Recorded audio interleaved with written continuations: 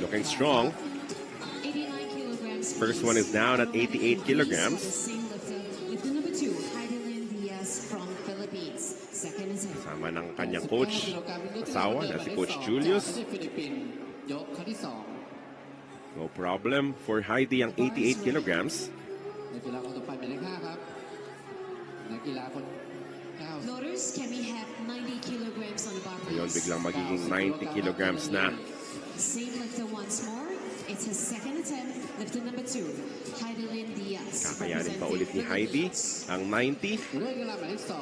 She would also opt to go a little bit higher, pero mukhang mananatili sila doon sa 90 kilograms. You're up next.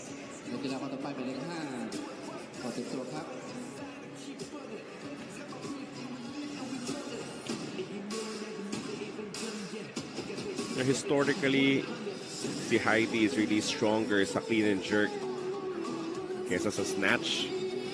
Of course, mas mabigat talaga yung bubuhatin sa clean and jerk. Stronger. What I meant by that is, against her competition, kadalasan, siya yung maghahabol pa dapat. Siya yung behind after snatch.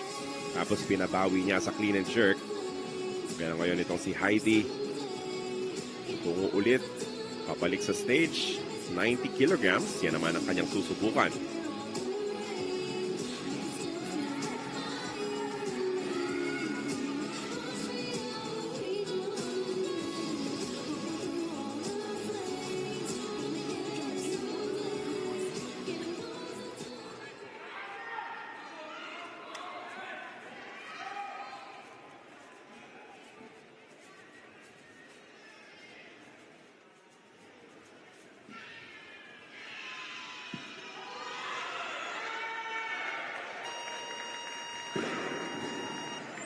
Powered it up. 91 kilograms.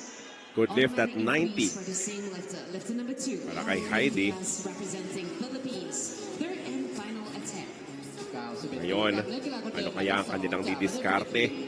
Magtataas ba sila ng bahagya ng timbang or will they stay around that area of 90 kilograms? Loaders, can we have 92 kilograms on the bar, please? 92.